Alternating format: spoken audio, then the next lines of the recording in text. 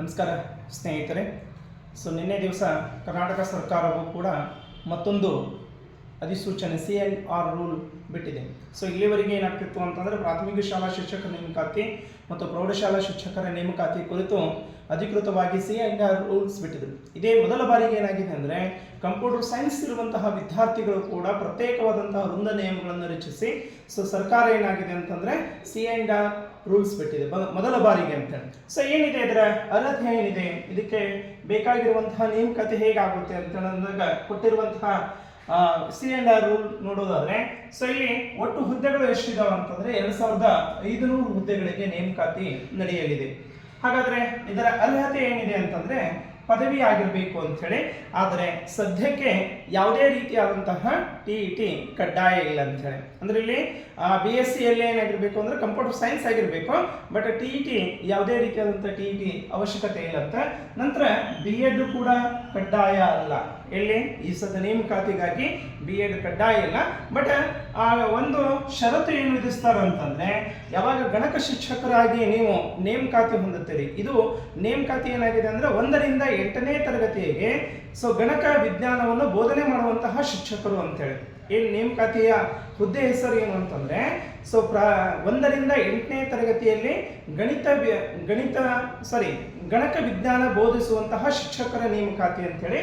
ಇದರ ಷರತ್ತುಗಳೇನು ಅಂತಂದ್ರೆ ಒಂದು ವೇಳೆ ನೀವು ನೇಮಕಾತಿ ಹೊಂದಿದರೆ ಅಂದ್ರೆ ಗಣಕ ವಿಜ್ಞಾನ ಶಿಕ್ಷಕರಾಗಿ ನೀವು ನೇಮಕಗೊಂಡರೆ ಅವಾಗ ನಿಮಗೆ 5 ವರ್ಷದ ಒಳಗಾಗಿ NCT ಇಂದ ಮಾನ್ಯತೆ ಪಡೆದಂತಹ ಯಾವುದೇ ಒಂದು ಸಂಸ್ಥೆಯಿಂದ ನೀವು B.Ed ಪಾಸ್ ಆಗಲೇಬೇಕು. ಎಷ್ಟು ನೇಮಕಾತಿ ಹೊಂದಿ 5 ವರ್ಷಗಳ ಒಳಗಾಗಿ ನೀವು B.Ed ಹೊಂದಲೇಬೇಕು. ಅಂದ್ರೆ ಇಲ್ಲಿ B.Ed ಕಡ್ಡಾಯ ಅಂತ ಹೇಳಿ ಗೊತ್ತಾಯ್ತು. ಇನ್ನೊಂದು ಎರಡನೇ ಷರತ್ತು ಏನಾಗಿದೆ ಅಂತಂದ್ರೆ ಇಲ್ಲೇ ಹೆಂಗೆ B.Ed ಕಡ್ಡಾಯ ಇದೆನೋ ಹಾಗೆ ಆ 5 ವರ್ಷದ ಒಳಗಾಗಿ ನೇಮಕಾತಿ ಹೊಂದಿದ 5 ವರ್ಷದ ಒಳಗಾಗಿ TET ಕೂಡ ಪಾಸ್ ಆಗಲೇಬೇಕು. ಇವೆರಡೂ ಕೂಡ ಕಂಡೀಷನ್ ಇದೆ. ಬಟ್ ಯಾವಾಗ ನೇಮಕಾತಿ ಆದ ಮೇಲೆ ಇವೆರಡು ನಾವು ಕಂಡೀಷನ್ ಏನು ಮಾಡಬೇಕು ಅಂದ್ರೆ ಪೂರೈಸಬೇಕು ಅಂತ ಹೇಳಿ. ಹಾಗಾದ್ರೆ ನಮಗೆ ಅರ್ಹತೆ ಏನಿದೆ ಅಂತ ಹೇಳಿ ನೋಡೋಣ. ಫಸ್ಟ್ BSc ಅಲ್ಲಿ ಏನಾಗಿರ್ಬೇಕು ಅಂದ್ರೆ ಕಂಪ್ಯೂಟರ್ ಸೈನ್ಸ್ ತೆಗೆದುಕೊಂಡಿರ್ಬೇಕು ಅಂತ ಹೇಳಿ. ಯಾವ್ದ್ರಿ BSc ಅಲ್ಲಿ ಕಂಪ್ಯೂಟರ್ ಸೈನ್ಸ್ ತಗೋಬೇಕು ಅಂತ ಹೇಳಿ ಕರಿತೀವಿ. ಹಾಗಾಗಿ ಬ್ಯಾಚುಲರ್ ಆಫ್ ಕಂಪ್ಯೂಟರ್ ಸೈನ್ಸ್ ಅಂತ ಕರಿತೀವಿ, BSc ಕಂಪ್ಯೂಟರ್ ಸೈನ್ಸ್ ಅಂತ ಹೇಳಿ. ಇನ್ನು ಎರಡನೇದವ ಯಾರಿಗೆ ಅವಕಾಶ ಇದೆ ಅಂತಂದ್ರೆ BCA ದವರಿಗೆ ಅಂತ ಹೇಳಿ. ಇಲ್ಲಿವರೆಗೆ BCA ಅವರದವರಿಗೆ ಅವಕಾಶ ಇರಲಿಲ್ಲ, ಅಂದ್ರೆ ಬೇರೆ ಬೇರೆ ಕಂಪನಿಗಳಲ್ಲಿ ಹೋಗೋದಕ್ಕೆ ಅವಕಾಶ ಇತ್ತು.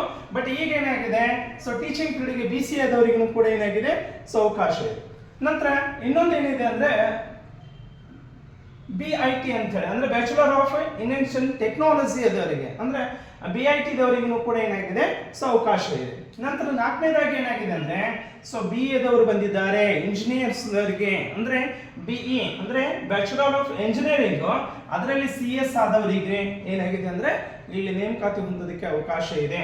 ಜೊತೆಗೆ 5ನೇದು ಏನಾಗಿದೆ ಅಂದ್ರೆ BTech ದವರಿಗೂ ಕೂಡ ಅಂದ್ರೆ ಬ್ಯಾಚುಲರ್ ಆಫ್ ದಿ ಟೆಕ್ನಾಲಜಿ ಅಂತ ಹೇಳಿ ಕೂಡ ಕರಿತೀವಿ, ಅವರಿಗೂ ಕೂಡ ಇಲ್ಲಿ ಕಂಪ್ಯೂಟರ್ ಆದವರಿಗೆ ಅಂದ್ರೆ BTech ನಲ್ಲಿ CS ಇದ್ದವರಿಗೂ ಕೂಡ ಏನಾಗಿದೆ ಅಂದ್ರೆ ನೇಮಕಾತಿ ಹೊಂದೋದಕ್ಕೆ ಇಲ್ಲಿ ಅವಕಾಶ ಇದೆ.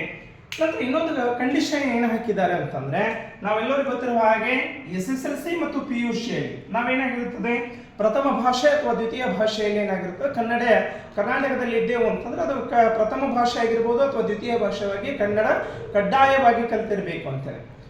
ಕೆಲವರು ಅಂತಾರೆ ಸರ್ ನಾವು ಕನ್ನಡನೇ PUC ಅಲ್ಲಿ ಕನ್ನಡ ಫಸ್ಟ್ ಲ್ಯಾಂಗ್ವೇಜ್ ಇಲ್ಲ ಸೆಕೆಂಡ್ ಲ್ಯಾಂಗ್ವೇಜ್ ಇಲ್ಲ ನಾವು ಕಲ್ತಿಲ್ಲ ಏನು ಮಾಡಬೇಕು ಅಂತಂದ್ರೆ ಅಂಥ ವಿದ್ಯಾರ್ಥಿಗಳಿಗಾಗಿ ಪ್ರತ್ಯೇಕವಾದಂತಹ ಒಂದು ಕಡ್ಡಾಯ ಕನ್ನಡ ಪತ್ರಿಕೆ ಅಂತ ಏನಾಗ್ತಂದ್ರೆ ಎಕ್ಸಾಮ್ ನಡೆಸ್ತಾರೆ.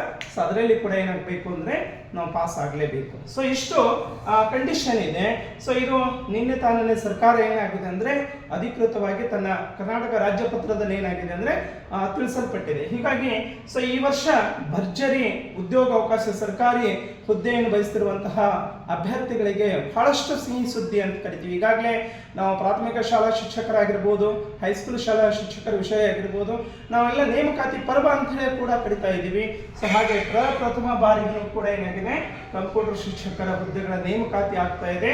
ಅದು 2500 ಹುದ್ದೆಗಳು ಭರ್ಜರಿ ಅವಕಾಶ ಇದೆ. ಸೊ ಹೀಗಾಗಿ ತಾವೆಲ್ಲರೂ ಕೂಡ ಮುಂದೆ ಇದರ ಬಗ್ಗೆ ಏನಾಗ್ತದೆ ಅಂದರೆ ಯಾವ್ಯಾವ ಸಿಲೆಬಸ್ ಇದೆ, ಪೇಪರ್ ಏನಿದೆ, ಎಷ್ಟು ಮಾರ್ಕ್ಸಿಂದ ಎಕ್ಸಾಮ್ ಬರೀಬೇಕು ಅನ್ನೋದು ಕೂಡ ಏನು ಮಾಡೋಣ, ಸೊ ಮುಂದಿನ ದಿನಮಾನದಲ್ಲೇ ನಾವೇನು ಮಾಡೋಣ ತಿಳಿದುಕೊಳ್ಳೋಣ. ಹಾಗಾಗಿ ಇದು ಒಂದು ಒಳ್ಳೆ ಸಿಹಿ ಸುದ್ದಿ ಅಂತೇಳಿ ಕಂಪ್ಯೂಟರ್ ಕಲಿತಿರುವಂತಹ BSc ಕಂಪ್ಯೂಟರ್ ಸೈನ್ಸ್ ವಿದ್ಯಾರ್ಥಿಗಳಾಗಿರ್ಬೋದು ಮತ್ತೆ BCA ವಿದ್ಯಾರ್ಥಿಗಳಿಗೆ ಒಂದು ಶುಭ ಸುದ್ದಿ ಅಂತ ಹೇಳ್ತಾ, ಸೊ ಇದನ್ನು ಮುಂದೆ ಬರುವಂತಹ ಸಿಲೆಬಸ್ ಅನ್ನು ಮತ್ತೆ ನೋಡೋಣ ಅಂತ ಹೇಳ್ತಾ ಸೊ ವಿಡಿಯೋವನ್ನು ಮುಗಿಸ್ತಾ ಇದ್ದೇನೆ.